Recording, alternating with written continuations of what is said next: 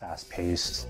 We were passionate about it, but you don't always know what the rest of the world's going to feel about it. And when it kind of got traction and took off and we were able to add more and more islands and more monsters, dream up new features, it was like always really exciting. There's so many ideas that the team has about what sort of new experiences to bring to the player, and as it turns out, we can't create all of them for sometimes technical reasons, sometimes other design considerations, but the cool thing is to know how much more of the world is left to discover, how many more things there are left for us to work on and to introduce to the monster world. I'm really passionate about a lot of things. The new life, we've been breathing into it for the last year, a lot of the new content that came out this last year, getting to be the voice of a bunch of the monsters, and Kana and Glowl and Dawn of Fire, a couple other ones. Yeah, I'm not sure if fans realize that so many of the voices are actually recorded by a lot of Big Blue Bubble team members. I'm actually the ethereal bat monster, the Grumpire, who kind of goes like, boom shakala, boom shakala, la da da, boom shakala. I think the very first monster that we got going was Furcorn, and I feel proud that it seemed to capture that kind of vibe I was after, of this cute little thing that's still kind of creepy, and you kind of feel sad for him almost, like he's empathetic and endearing, but also a little scary and creepy at the same time. And then definitely when they added the voice to Furcorn, yeah, it just kind of cemented that feeling. His like attempt to be like operatic. There's such a diversity of monsters. They all have specific personalities and characters. It's easy to relate to, easy to laugh at others and with them. As it connects to our world, everybody here is different, but when we find those elements that connect us rather than that keep us separate or apart, we sort of realize that we're all in it together, and that any issues or conflicts that we have, we can solve because we're really more the same than we are different. Yeah, sometimes I think there's this misfit appeal to the monsters where they aren't the best singers, but they kind of band together and support each other. They're all kind of goofy and unique in their own way, and I think it's really easy to fall into their world and just want to be with them. It truly, for me, is a marriage of nature and music, two things that seem to complement each other really well, and that I think make up some of the more appealing parts of our world. So it's great to be able to harness those and create a world that is governed by these universal and really appealing aspects.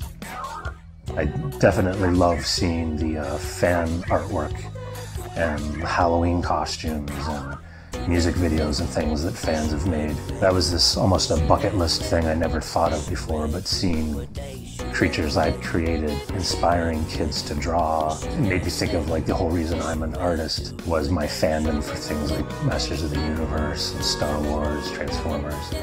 So to kind of think that a lot of kids might be getting into drawing and creating music because of being inspired by my singing monsters. Is like, I found that oddly touching. I wasn't expecting that. I think it's really overwhelming sometimes at how many people in lives that you touch and how many people are actually playing your game and passionate about your game, and it's a part of their daily life. And I think sometimes we forget how important that is to everybody else. And we'll get a letter or see a response, and it's really overwhelming sometimes emotionally with how integrated we are to people's lives.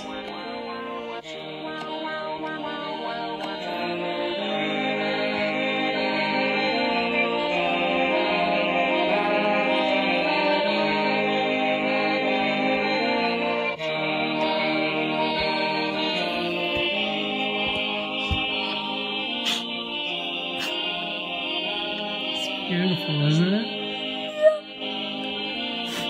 Yeah. You wrote a beautiful song, George. Oh my God! Hold it, George, be careful. Oh my God.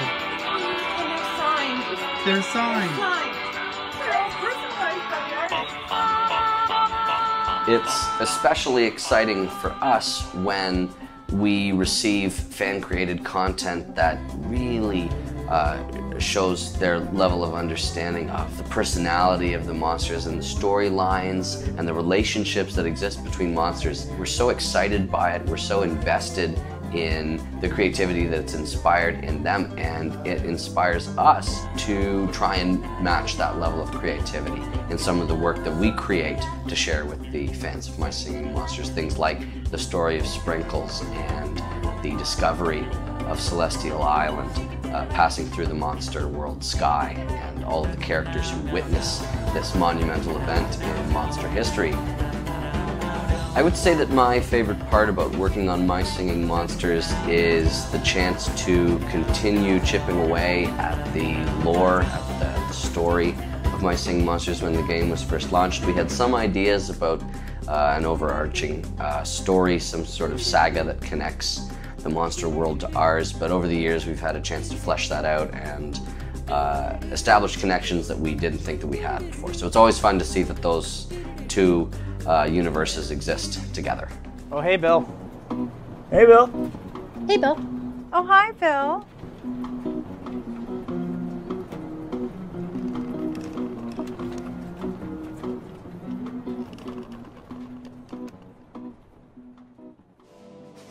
There is exciting new content on the way, but I can't talk about it quite yet. We've always got new stuff on the horizon, but there's some stuff coming up that I think is really going to please both longtime fans and people who are new to the My Singing Monsters experience.